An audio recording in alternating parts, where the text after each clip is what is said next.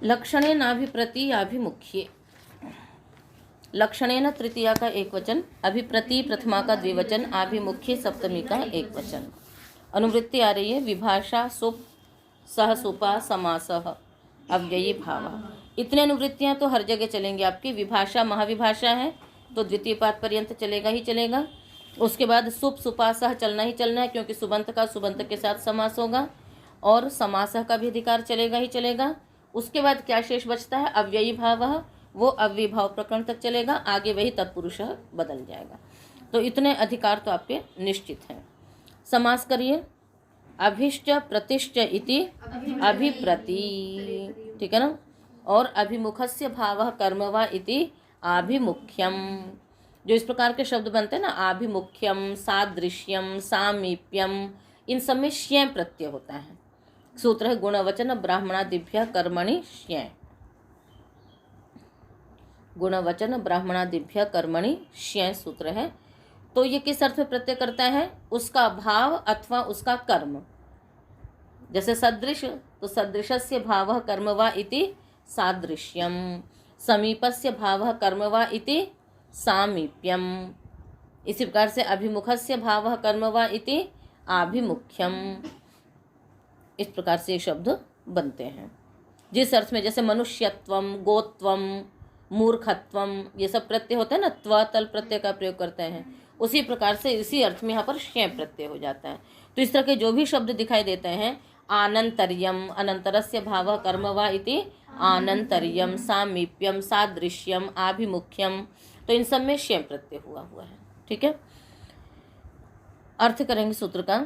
अभिप्रति इत्येतौ शब्दौ आभिमुख्ये वर्तमानौ, है ना, आभिमुख्ये वर्तमानौ अभिप्रति शब्दौ लक्षणवाचिना समर्थेन सुबन्तेन सह विकल्पेन समस्येते अव्ययी भावश्च समासो भवति। क्या अर्थ हुआ बोलिए।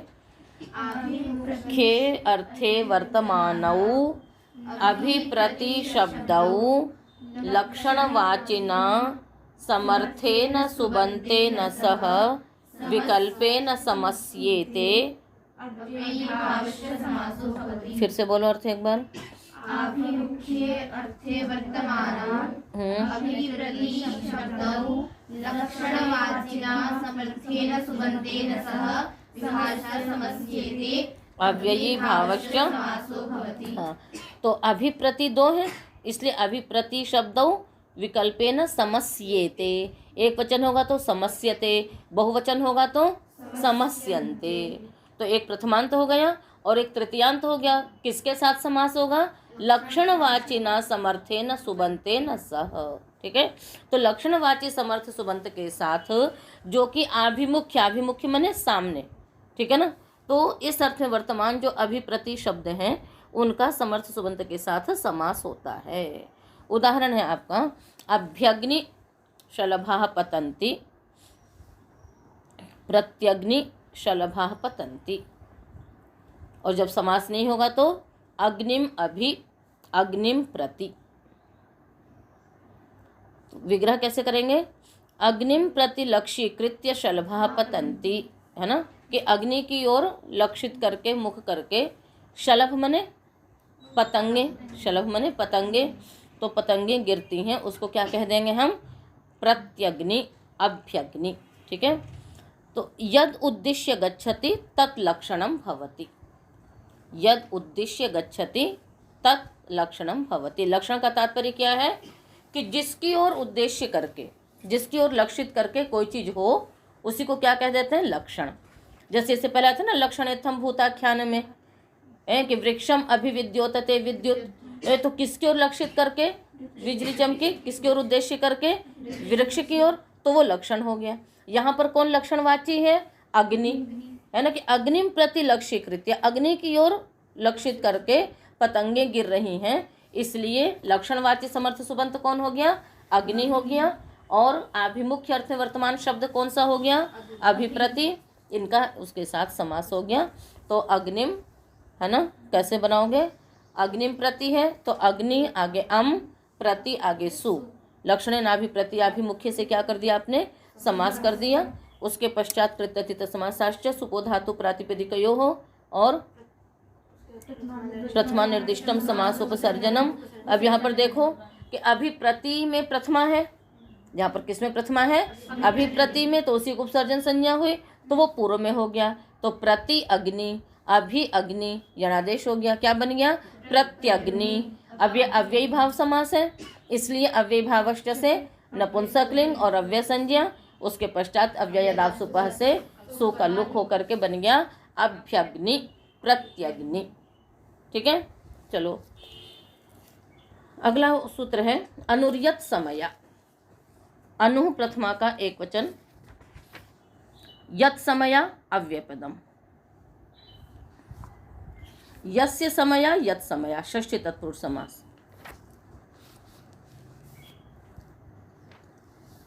समास षष्ठी तत्पुरुष है किंतु समया अव्यय पद है ना, इसलिए यत समया क्या माना जाएगा? अव्यय माना जाएगा। अनुवृत्ति किस किस की आएगी?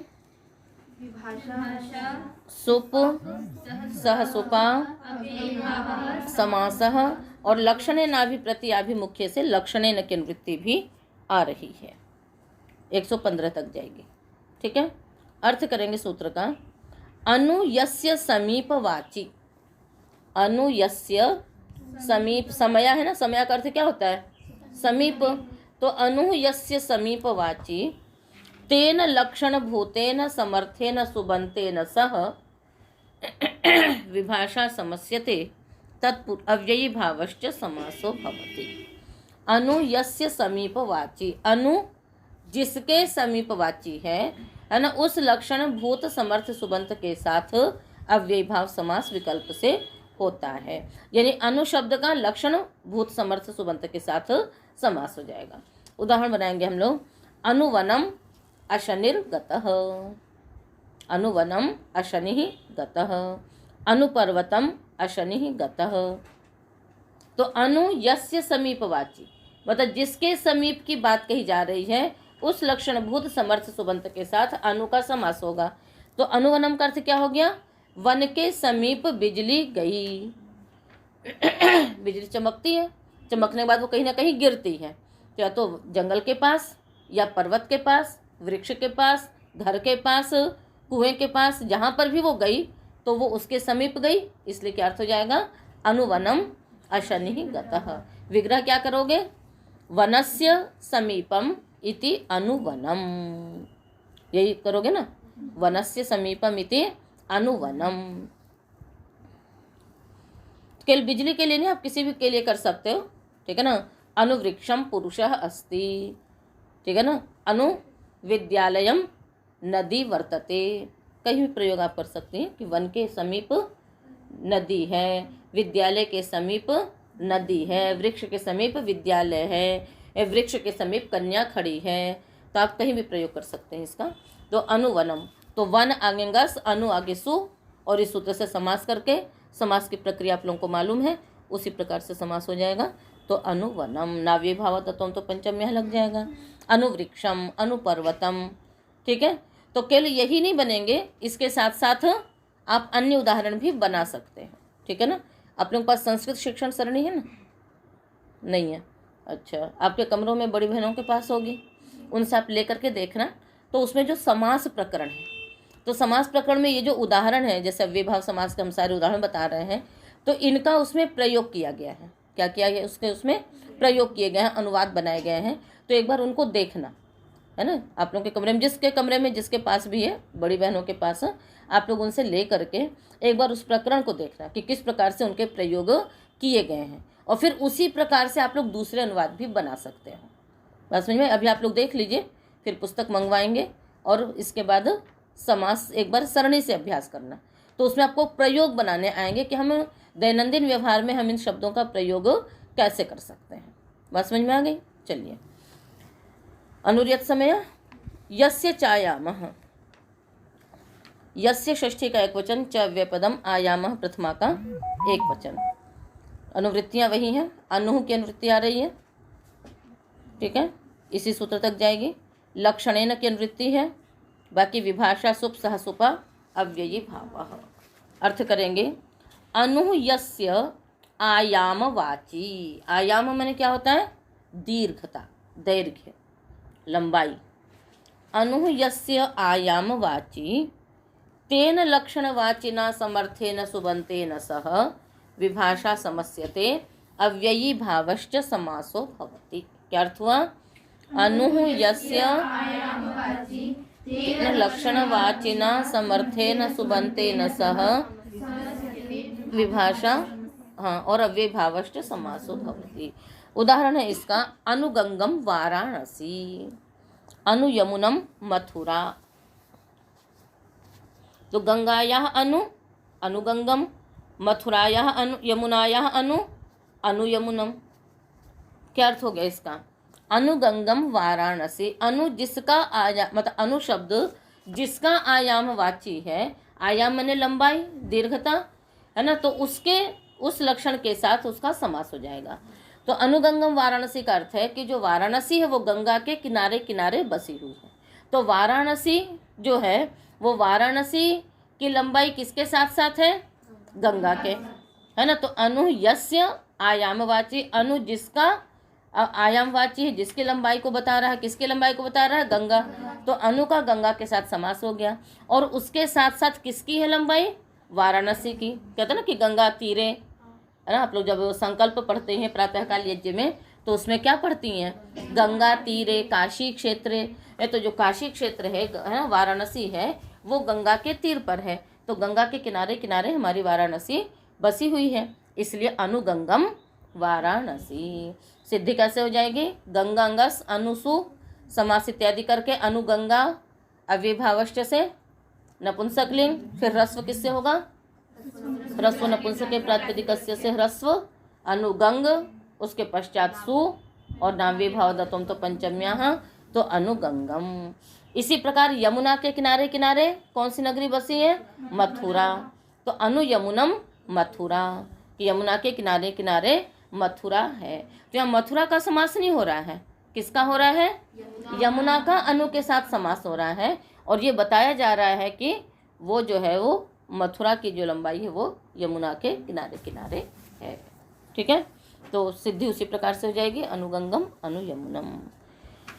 तिष्ठद्गु प्रभृतीनि च, तिष्ठद्गु प्रभृतीनि प्रथमा का बहुवचन च अव्ययपदम।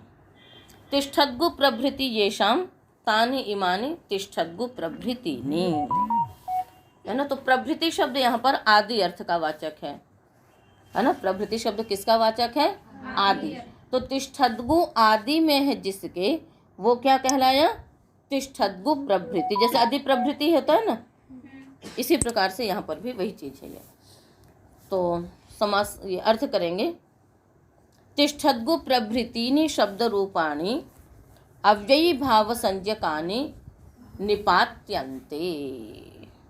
ठीक है, तिष्ठद्गु प्रभृतीनि शब्द रूपाणि, तिष्ठद्गु प्रभृति जो शब्द हैं वे जैसे पढ़ दिए गए हैं वैसे ही निपातन किए गए हैं और वो अव्यय भाव संज्ञक हैं। तो अव्यय भाव संज्ञकानि निपात्यन्ते है। तो गण पाठ में है ये, गण तिष्ठद्गु वहद्गु आयतेगवम खलेयवम खलेबुसम लूनयवम लूयमानयवम सहृतयवम सहृयमाणबुसम, है ना। एते काल शब्दाः समभूमि समपदाति इत्यादि करके शब्द हैं। तो ये तिष्ठद्गु इत्यादि ऐसे शब्द हैं जो कि निपातन कर दिए गए हैं। निपातन क्या होते हैं? यत लक्षणेन न सिद्ध्यते तत् निपातनम। जो सूत्र से नहीं सिद्ध होते हैं उनको निपातन कर दिया जाता है। और उसमें यह होता है कि जो शब्द जिस प्रकार से पढ़ दिया जाता है वो उसी प्रकार से साधु समझा जाता है। तो अन्य किसी सूत्र से उसमें समास विधान नहीं किया गया था, अतः इस सूत्र में ऐसे शब्दों को रख दिया गया, इस गण में ऐसे शब्दों को पढ़ दिया गया और उनको निपातन मान लिया। अब निपातन मानने से क्या हो गया? यानी उसी सूत्र से ही उनमें समास निपातन से कर दिया गया। अब जैसे सर्वनाम शब्द है तो सर्वनाम में णत्व होना चाहिए, सर्वनाम बनना चाहिए, किंतु पाणिनि ने सर्वादीनि सर्वनामानि, यहाँ पर सर्वनामानि ऐसा पढ़ करके निपातन कर दिया। इसका मतलब है कि ये यहाँ पर णत्व नहीं होगा। ऐसे मैंने प्रश्न का बताया था। ये तो इसी प्रकार से बहुत सारे ऐसे शब्द हैं, ऐसे सिद्धियां हैं कि जिनमें निपातन से मान लेते हैं कि यहाँ पर ये कार्य नहीं हुआ या यहाँ पर ये कार्य हो गया। तो इसी तरह से तिष्ठद्गु प्रभृति गण में शब्द हैं। तो अब इनको आप कैसे करेंगे? तो जैसे तिष्ठद्गु है, इसका अर्थ क्या होगा? तो तिष्ठन्ति गावः यस्मिन् काले दोहनाय स तिष्ठद्गु कालः, ये सब कालवाची शब्द हैं। तो अब तो घंटियों से इससे चलता ना, 5 बज रहा है, 4 बज रहा है, पहले 4 बजना 5 बजना ये सब नहीं चलता था। पहले क्या था? तिष्ठद्गु काल बोलते ना, गोधूली वेला। गोधूली वेला सुना है? क्या मतलब है गोधूली वेला, बताओ? गोधूली वेला का तात्पर्य ये है कि प्रातःकाल गायों को चरने के लिए छोड़ दिया जाता था, फिर शाम को सब अपने आप जहाँ समय होगा, संधि वेला होगी, उससे पहले गौएं क्या करेंगी? आना शुरू कर देंगी, अपने आप ही आएंगी, है ना। और उनको अपने घर का रास्ता मालूम रहता है, कोई आए चाहे ना आए लेने के लिए, वो अपना समय होते ही वो क्या करती हैं? लौटने लगती हैं। और जब वो एक साथ जब लौट रही हैं तो उनके चलने से धूल उड़ती है ना, तो वो एक काल हो गया वो। तो मतलब इतना उनका पक्का समय रहता है कि हाँ अब यह हमारे लौटने का समय हो गया। उसके लिए न उनको घंटी बजाने की आवश्यकता है और नहीं किसी को हाँकने की आवश्यकता है। उनको पता है कि मेरा ये काल हो चुका, अब हम लोगों को अपने अपने घर, अपने आश्रय स्थल में जाना है, और सब लौट करके आ जाएंगे। तो उन एक साथ आ रही हैं, तो इसलिए उनके चलने से क्या होगी? धूल उड़ेगी, है ना। पक्की सड़कों पे तो गायें जाती नहीं है चरने, जो गांव गांव के स्थान होते हैं। तो गौवों के लौटने के समय जो धूल उड़ती है वो एक समय निर्धारित हो गया, इसलिए उस समय को क्या कह दिया? गोधूली वेला।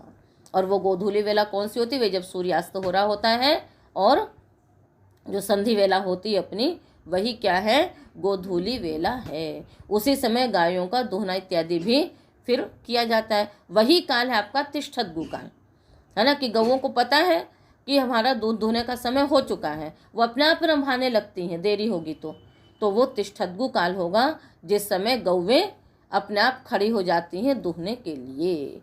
ठीक है। इसी प्रकार से आगे और भी शब्द हैं, सहृयमाण बुसम सहृतयवम, है कि हर चीज़ एक समय से निश्चित है। प्रकृति ने एकदम बिल्कुल वो कर रखा है कि अब फसल उग गई है तो नहीं बोलते हैं कि अरे गेहूं की कटाई का समय है, गेहूं बुवाई का समय है, बोलता है ना। तो उन सबका एक समय होता है, सब जगह उसी समय वो कार्य किया जाता है। तो वो सब कालवाची शब्द हैं।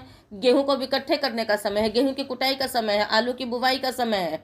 तो उन सबको क्या कोई घंटी लगा के बताता है या घोषणा की जाती है कि अब इसका समय है? नहीं, प्रकृति से ही अपने आप सारी चीज़ें ऐसे व्यवस्थित हैं कि हाँ अब इसका ये मौसम आ गया, अब इसका ये काल है। तो ये सारे तिष्ठद्गु वहद्गु आयति गवम, गौवें जो चर करके लौट के आती हैं। इसी प्रकार से सहृतयवम है, जौ को इकट्ठा करने का समय है, भूसे का समय, तो सहृयमाण बुसम, समभूमि समपदाति, ये सब तो आगे है। तो एते काल शब्दाः। इसी प्रकार से एक समय होता है कि जिस समय मयूर के पंख जो कलंगी होती है वो उनके निकलने का समय होता है। मयूर के पंख निकलने का भी एक समय होता है कि उसी समय कलापिनः भवन्ति, है ना, कि वो कलापी काल बोलते हैं उसको, कि जिस समय मयूर के पंख निकलने लगते हैं तो वो समय क्या कहलाता है? कलापी। तो उसका भी एक समय है कि इसी समय सबके निकलेंगे। पतझड़ का समय है, आम में बोर आने का समय है, उन सबके लिए घंटी लगाने की आवश्यकता नहीं पड़ती है, क्योंकि घंटी लगाएंगे परमेश्वर तो उस समय बोरों को पता पड़ेगा, आम के पेड़ों को, कि अब हमें बोर उसमें लगानी नहीं। और भगवान ने सारी ऐसी व्यवस्था कर रखी है। तो ये सबके क्या है? ये अपने अपने काल हैं। ठीक है ना। तो ऐसे कालवाची शब्द इस गण में पढ़े गए हैं, ऐसे कालवाची शब्द इसमें पढ़े गए हैं। तो तिष्ठद्गु, तो तिष्ठत शब्द क्षत्रिय प्रत्यांत हो गया। आगे गौ, तो तिष्ठत गो, फिर वही ह्रस्व इत्यादि सब कुछ निपातन से होगा, इसमें कोई सूत्र नहीं लगाया जाएगा। जो भी कार्य हो रहा है, ह्रस्व है, जो भी कुछ है, वो सब किससे हो रहा है? सब निपातन से। तो तिष्ठद्गु वहद्गु, गण पाठ है ना आप लोगों के पास? गण पाठ में इस गण को निकाल करके देखना, ठीक है, बल्कि याद भी कर लेना, है ना, पता पड़ेगा कि किस किस प्रकार से सब काल है। अभी उस दिन हम लोग गए थे जब चुनार किला घूमने, तो बताया था ना कि सूर्य घड़ी थी, एक सूर्य को उस समय तक पता पड़ जाता था। उज्जैन में भी है, उज्जैन में भी देखा होगा तुम लोगों ने, तो उज्जैन में भी है क्या, इस बार से वेधशालाएँ बनी हुई हैं, मतलब नक्षत्र इत्यादि तक पता पड़ जाता है। मतलब इस प्रकार से सारी व्यवस्थाएं की हुई हैं, ठीक है ना। लोग सूर्य को देख करके समझ जाते हैं कि इस समय ये समय हो रहा होगा। तो ये सारी बातें हैं, तो उसमें सारे कालवाची शब्द दिए गए हैं। तो अव्यय संज्ञा होने से सु का लुक इत्यादि तो सूत्र से होगा, किंतु जिस चीज को सूत्रों में विधान नहीं किया गया वो कार्य किससे होगा? निपातन से होगा। ह्रस्व भी एच ह्रस्वादेश से हो जाएगा, किंतु अन्य कार्य जो है वो निपातन से होंगे। पारे मध्य षष्ठ्यावा, पहले गोश्री उपसर्जन से लगेगा, है ना, फिर उसके बाद एच ह्रस्वादेश लगेगा। पारे मध्य, है ना, ये लुप्त प्रथमांत निर्देशन दोनों, पारे भी मध्य भी। षष्ठ्या तृतीया का एक वचन व अव्ययपदम। अनुवृत्तियां वही हैं, अव्ययी भावः विभाषा सुप सह सुपा समासः। पार मध्य शब्दौ षष्ठ्यन्तेन समर्थेन सुबन्तेन सह विभाषा समस्येते अव्ययी भावश्च समासो भवति। तत्सन्नियोगेन एतयोः एकारान्तत्वं निपात्यते। पारे मध्य एकारांत है ना ये, तो क्या अर्थ होगा सूत्र का? पार मध्य शब्दौ षष्ठ्यन्तेन समर्थेन सुबन्तेन सह विभाषा समस्येते अव्ययी भावश्च समासो भवति। तत्सन्नियोगेन एकारान्तत्वम् अनयोः निपात्यते। तत्सन्नियोगेन मतलब समास के सन्नि, मतलब यदि समास होगा तो एकारांतत्व निपातन होगा, समास नहीं होगा तो निपातन भी नहीं होगा। उदाहरण बनाएंगे हम लोग। पारे गंगम पारम गंगायाः, मध्ये गंगम मध्यम गंगायाः।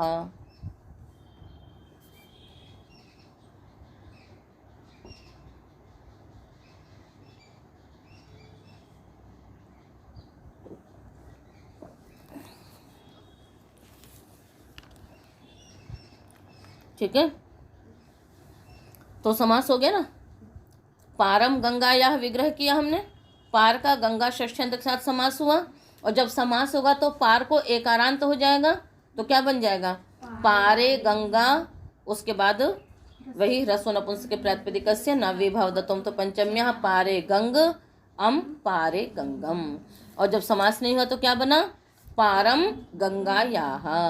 और ये षष्ठ्यंत पद है, तो जो षष्ठ्यंत पद होगा उसका षष्ठी सूत्र से भी समास होगा, जहाँ राज्य पुरुष में समास होता है। तो जब षष्ठी सूत्र से समास होगा तब क्या बनेगा बताओ? तब षष्ठी में प्रथमा है, तब षष्ठी में प्रथमा है, हाँ, तब क्या बन जाएगा? गंगा पारम। गंगा पारम, इसी के साथ एकारांत तत्व निपातन है। जब अव्ययी भाव समास होगा तो एकारांत तत्व होगा, जब समास नहीं होगा तो भी एकारांत नहीं रहेगा, और जब षष्ठी तत्पुरुष समास होगा तो भी एकारांत तत्व नहीं रहेगा। ठीक है, यहाँ पर पारे मध्य लुप्त प्रथमांत है, इसलिए यहाँ पर पारे पूर्व में है, पारे गंगम मध्य गंगम। वहाँ पर षष्ठी पूर्व प्रथमांत है, इसलिए उपसर्जन संज्ञा किसकी होगी? षष्ठ्यंत की।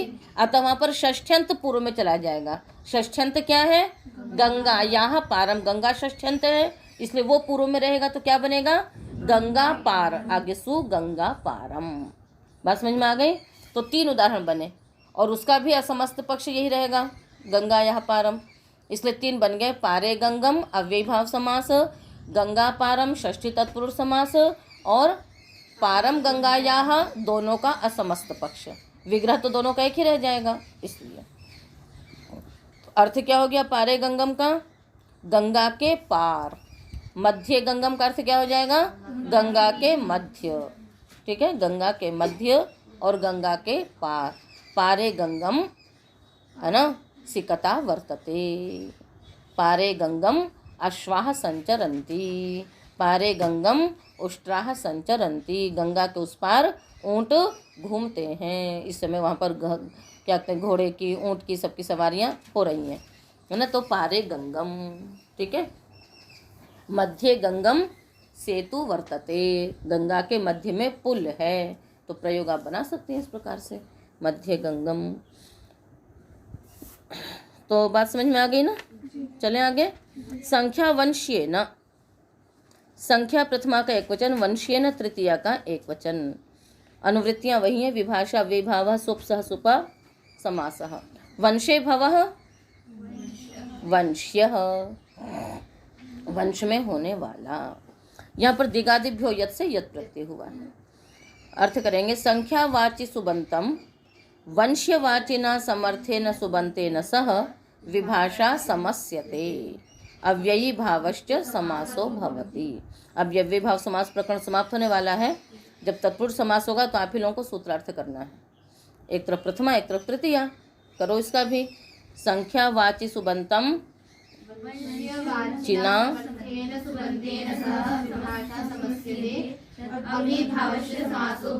ठीक।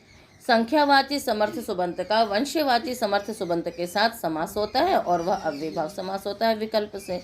उदाहरण है द्वौ मुनि व्याकरणस्य वंश्यौ इति द्विमुनि व्याकरणस्य त्रिमुनि व्याकरणस्य। क्या उदाहरण? द्विमुनि व्याकरणस्य त्रिमुनि व्याकरणस्य, ये उदाहरण हुआ। विग्रह इसका द्वौ मुनि व्याकरणस्य वंश्यौ, दो मुनि व्याकरण वंश के। वंश दो प्रकार से चलता है ना, जन्मना भी और विद्यावंश। विद्यावंश, ये विद्यावंश है ये। तो विद्यावंश क्या होता है? जैसे एक वंश के पढ़ने वाले हैं, और योनि वंश क्या होता है? जो एक उसमें होने वाले, गोत्र इत्यादि में होने वाले। तो यहाँ पर संख्यावाची है, वंश्यवाची समर्थ सुबंत के साथ समास होगा है। तो दो मुनि व्याकरण वंश के, है ना, तो पाणिनि और पतंजलि, चाहे पाणिनि और कात्यायन। और जब त्रिमुनि व्याकरणम कर देंगे तो त्रिमुनि व्याकरणस्य, तीन मुनि व्याकरण वंश के, तो त्रिमुनि व्याकरणस्य द्विमुनि व्याकरणस्य। सु का तो लुक हो जाएगा। विग्रह कैसे रखेंगे?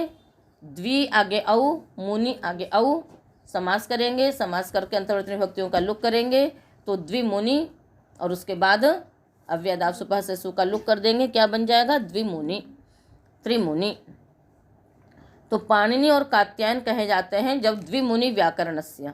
तो द्विमुनि का अर्थ क्या हो गया? केवल दो मुनि नहीं, दो मुनि व्याकरण वंश के, ये अर्थ है। त्रिमुनि व्याकरणस्य का अर्थ क्या है? तीन मुनि व्याकरण वंश के। आई बात समझ में? तो तीन में कौन कौन आएंगे? पाणिनि, पतंजलि और कात्यायन। कौन कौन आ गए? पाणिनि, पतंजलि, कात्यायन। ये प्राचीन में हुए। और आधुनिक में, हाँ, आधुनिक में गुरुजी महर्षि दयानंद जी और जिज्ञासु जी, अपने जो गुरु जी हुए, गुरु विरजानंद जी। ठीक है ना? तो इस प्रकार से है। तो इस रूप में मतलब इनको कहा जाता है। ये बात समझ में आ गई। पर जो प्रसिद्ध है त्रिमुनि व्याकरणम या त्रिमुनि व्याकरणस्य, इसमें कौन कौन प्रसिद्ध हैं? पाणिनि, पतंजलि और कात्यायन। ठीक है ना? इसको याद में रखना। तो यहाँ पर मुनियों की, अब ये मतलब एक उसमें समानता है, एक व्याकरण में, इस कारण से वो एक वंश के कहलाएंगे। तो यहाँ पर ये वंशवाची समर्थ सुबंत हो गया, मुनि और द्विसंख्यावाची हो गया। इन दोनों का क्या हो गया? समास हो गया। तो द्विमुनि व्याकरणस्य त्रिमुनि व्याकरणस्य। चलिए, नदीभिश्च।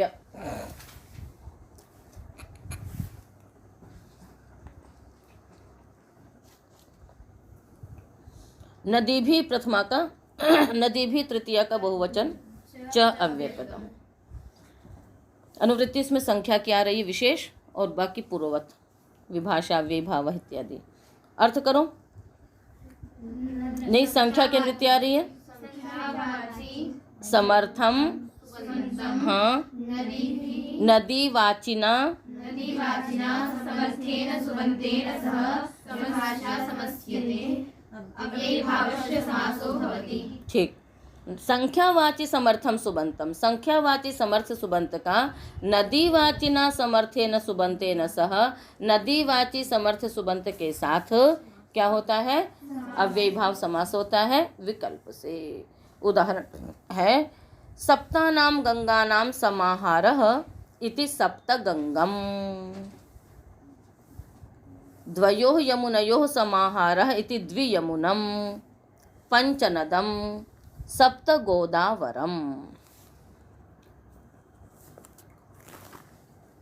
सप्तानाम गंगानाम समाहारः इति सप्तगंगम।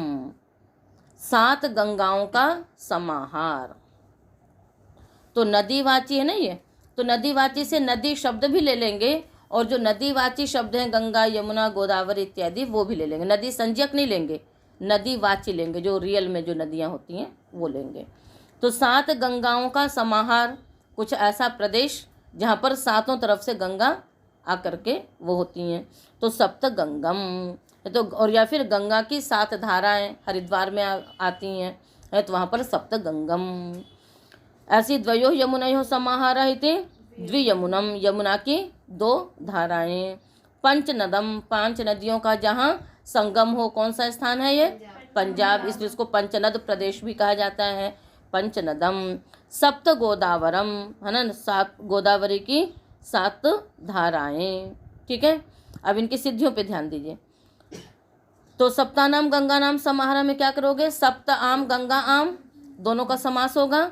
संख्या क्योंकि प्रथमांत है इसलिए संख्यावाची पूर्व में रहेगा हमेशा, और जो दूसरा है वो पर में रहेगा उपसर्जनम पूर्वम के कारण से। तो सप्त गंगा बन गया, अव्ययभाव समास है, अतः यहाँ पर अव्ययभाव समास नपुंसकलिंग में होगा।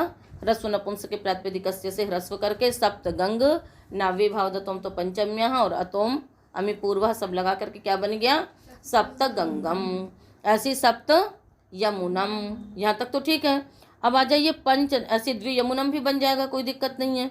अब आपको बनाना है पंच नदम। तो पंचानाम नदीनाम समाहार किया हमने, तो पंचन आम नदी आम समास इत्यादि कर लिया, नलोपा प्रातिपदिकांत से भी लगा दिया आपने, पंच नदी बन गया। ठीक है, अब यहाँ पर पंच नदी बनने के बाद यहाँ पर एक सूत्र है। सूत्र क्या है? पहले ये कारिका है, ठीक है ना, लिखो। कृष्णोदक पांडुपूर्वायाः, कृष्णोदक पांडुपूर्वायाः भूमेरच प्रत्ययः स्मृतः, भूमेरच प्रत्ययः स्मृतः। हो गया। गोदावर्याश्च नद्याश्च, गोदावर्याश्च नद्याश्च संख्याया उत्तरे यदि।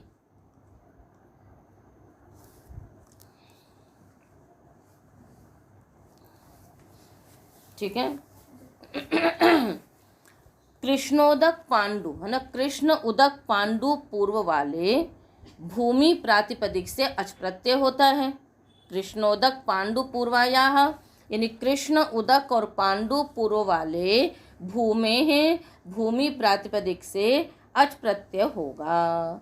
आगे कहा गोदावर्याश्च नद्याश्च संख्यायाः यदि उत्तरे, यदि संख्यावाची शब्द से उत्तर गोदावरी और नदी शब्द हों तो उनसे भी अच प्रत्यय हो जाता है। तो यहाँ पर नदी संख्यावाची शब्द क्या है बताओ? पंच, उससे उत्तर नदी शब्द है, और ऐसी सप्त से उत्तर गोदावरी शब्द है। तो यहाँ पर क्या हो गया? अच प्रत्यय। से पहले समासांत प्रत्यय आया था ना, एक ही समासांत, जैसे कप प्रत्यय होता है, समास कर लेते हैं और उस वक्त फिर कप प्रत्यय कर लेते हैं, ऐसे ये भी समासांत प्रत्यय है। ये भी क्या है आपका? समासांत प्रत्यय है। पर यहाँ पर ये कारिका से हो रही है। ये किससे है? ये कारिका से। तो संख्यावाची शब्द से उत्तर यदि गोदावरी और नदी शब्द है तो उससे भी क्या होता है? अच प्रत्यय होता है। अब बनाओ सिद्धि, अच प्रत्यय करेंगे तो कैसे हो जाएगा? नदी, पंच नदी, आगे अ, फिर यस्यति लगा लेंगे, यस्यति लगा करके नदी के ई का लोप हो जाएगा, तो पंचनद, अच का आ मिल गया, क्या बन गया? पंचनद, है ना। एक सूत्र है अच प्रत्यन्वव पूर्वात सामलोम्नः, उसी में ये कारिका पढ़ी गई है। ठीक है ना, जैसे वार्तिकें होती है ना वैसी कारिकाएं भी होती हैं, और जैसे वार्तिकाओं से कार्य होते हैं वैसे ही कारिकाओं से भी कुछ कार्य हुआ करते हैं। तो इस कारिका से ये कार्य हो गया, क्या अच प्रत्यय हो गया। फिर यस्यति से ई का लोप, तो पंचनद अ पंचनदम। ऐसी सप्त गोदावरी, आगे अ, फिर यस्यति सप्त गोदावर अ सप्त गोदावरम बन गया। तो पंचनदम सप्त गोदावरम, अर्थ क्या हो गया? 5 नदियों का संगम, गोदावरी की 7 धाराएं। तो ये सब जहाँ पर एक साथ मिलती हैं उन सबको ये सारे शब्द प्रयुक्त होते हैं। अगला सूत्र है अन्य पदार्थे च संज्ञायाम। अन्य पदार्थे सप्तमी का एक वचन, च व्यपदम, संज्ञायाम सप्तमी का एक वचन। अन्यच्चादः पदं च इति अन्य पदम, कौन सा समास होगा ये? हाँ, अन्यच्चादः पदम च, वही अन्य और वही पद है। और अन्य पदस्यार्थः इति अन्य पदार्थः तस्मिन् अन्य पदार्थे, षष्ठी तत्पुरुष हो गया। नदी भी अनुवृत्ति है, शेष पूर्ववत है। अर्थ करेंगे अन्य पदार्थे गम्यमाने संज्ञायां विषये समर्थम सुबंतम नदीवाचिना समर्थेन सुबंतेन सह समस्यते अव्ययी भावश्च समासो भवति। अन्य पदार्थे गम्यमान, अभी तक अन्य पदार्थ गम्यमान नहीं था, अभी तो पूर्व पद प्रधान सब जगह हो रहा था, किंतु अब कह दिया कि अन्य पदार्थ गम्यमान हो तो समर्थ सुबंत का, है ना, नदीवाची समर्थ सुबंत के साथ समास होता है और उसके साथ साथ संज्ञा भी गम्यमान होनी चाहिए। तो उदाहरण दे दिया उन्मत्त गंगम लोहित गंगम। उन्मत्ता गंगा प्रवहति यस्मिन् देशे स उन्मत्त गंगम देशः। समास तो अव्ययी भाव है इसलिए नपुंसकलिंग ही रहेगा, किंतु यहाँ पर गंगा को नहीं कह रहे हैं, अभी तो किसको कह रहे हैं, उन्मत्त होकर के गंगा बहती है जिस देश में, वो देश कहलाया ना, तो इसलिए अन्य पदार्थ में तो समझ में आता है कि समास्यमान जो पद है उनमें से किसी का अर्थ की प्रधानता नहीं है, अभी तो किसी अन्य की प्रधानता है। तो उन्मत्त की भी प्रधानता नहीं है, गंगा की भी नहीं है, अभी तो उन्मत्त होकर के गंगा जहाँ बहती हो, तो बहुत तेज धारा जिसकी बहती हो जहाँ पर, उस देश को क्या कहेंगे, उन्मत्त गंगम देशः। लाल गंगा बहती है जहाँ पर, है ना, लोहिता गंगा प्रवहति यस्मिन् देशे स लोहित गंगम देशः, ठीक है ना। तो उन्मत्त गंगम देशः कौन सा है, हरिद्वार है। हरिद्वार की जो वहाँ पर जो गंगा बहती है वो इतनी तेज धारा है वहाँ पर कि वहाँ स्नान करने के लिए क्या लगा रखे हैं, सीकड़। ये जो बहुत अच्छा तैराक हो वही वहाँ पे तैर सकता है, नहीं तो जो भी स्नान इत्यादि करेंगे वो उसके अंदर अंदर उसको पकड़ करके ही नहाते हैं, नहीं तो इतना तेज बहाव है कि आदमी उसमें बह करके चला जाएगा। तो उन्मत्त होकर के गंगा जहाँ बहती तो वहाँ की संज्ञा भी हो गई। इसी प्रकार से लाल, है ना, तो ऐसे तो गंगा का पानी जो भी है वो सफ़ेद ही है, किंतु कहीं पर वो नीली दिखती है ना, कहीं कहीं तो उसका जो गहरापन होता है उसके कारण से दिखाई देती है, और कहीं पर लाल पानी से होकर के जहाँ से गुजरेगी तो वहाँ की गंगा कैसी दिखाई देगी, लाल दिखाई देगी। तो लोहित गंगम देशा हो गया वो। तो लोहित गंगम उन्मत्त गंगम। तो अन्य पदार्थ गम्यमान है, संज्ञा भी है, नदीवाची शब्द है, तो यहाँ पर और रस वही होगा, रसो नपुंसक प्रातिपदिकस्य से। तो इस प्रकार से ये हो गया। और इन सब में ही क्या है, मतलब विग्रह वाक्य तो हमें बताना पड़ता है ना, ऐसे तो प्रयोग नहीं करेंगे लोहिता गंगा प्रवहति यस्मिन् देशे, है ना, ऐसा तो हम लोग क्या प्रयोग करते हैं, लोहित गंगम देशः। तो है तो ये सब नित्य समास, कहीं कहीं पर आपको विग्रह बता दिया है कि विकल्प से भी हो जाता है। तो इस प्रकार से ये अव्ययी भाव समास का प्रकरण आज समाप्त हुआ। शेष आगे तत्पुरुष समास है, तो कुछ ही है ना, ज़्यादातर तो अव्यय विभक्ति में ही है। उसके बाद फिर कुछ परिगणित, अभि, प्रति, आंग इत्यादि कुछ ऐसे अव्यय दे दिए गए हैं कि अर्थ विशेष में उनका समास होता है। यदि आप इन सूत्रों को यदि पक्का रखेंगे, स्मरण में रखेंगे, तो फिर आपको समास में दिक्कत नहीं होगी कि कहाँ पर किससे क्या समास हो रहा है, ठीक है ना। तो इस तरह से ये समास आपको हृदयंगम होता चला जाएगा। आज का पाठ इतना ही, शेष कल।